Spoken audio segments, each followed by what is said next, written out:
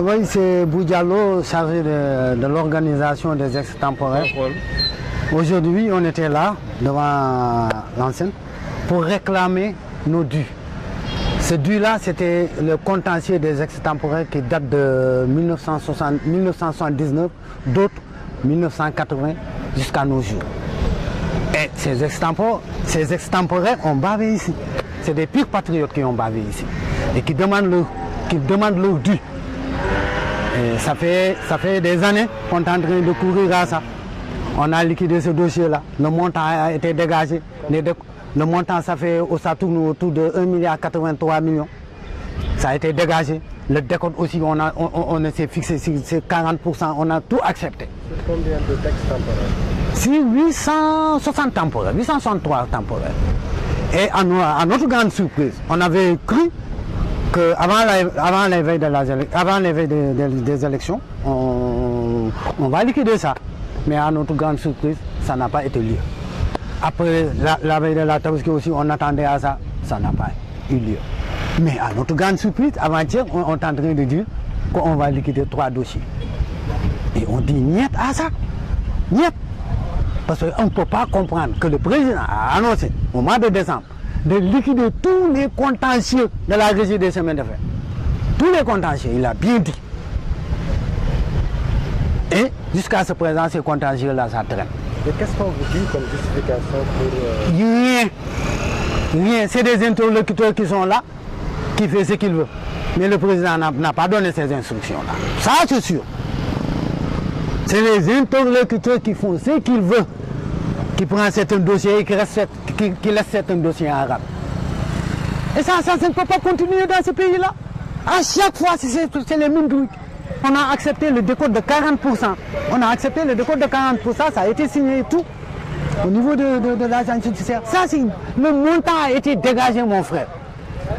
C'est seulement le paiement qui reste, la liquidité là, pour que ces gens rentrent dans leur fonds. Il y a des retraités, il y a des veuves. Hein? Et quel est le blocage? Rien? C'est rien. La volonté du président y est. Les cheminots sont là. Mais qu'est-ce qui reste? On ne comprend pas, on ne comprend pas. C'est pourquoi on va se manifester pour dire niet à ce paiement-là.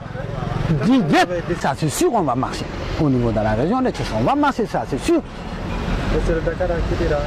Les responsables de Kidira étaient là, de Dakar étaient là, de Guinguinéo, ses responsables aussi étaient là. Mais c'est ça, c'est ça.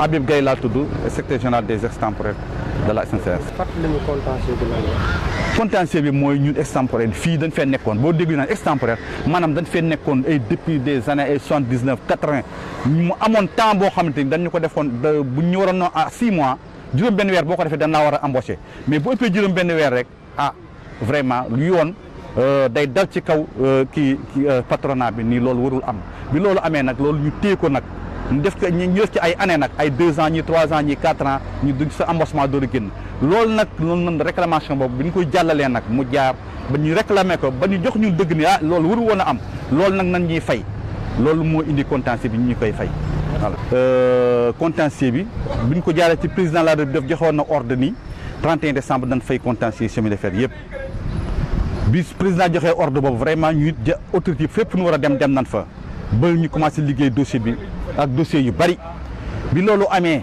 ba dossier yi ba lépp pare ba paiement yi commencé ñu démb à notre surprise ñu jukki ñetti dossier di ko fay ñun nag loolu dañ ciy opposé wu parce que dañoo waxoon dañuy fayandoo dossier yëpp parce que loolu moo gën comme ñun ñëpp nous sommes des cheminots vraiment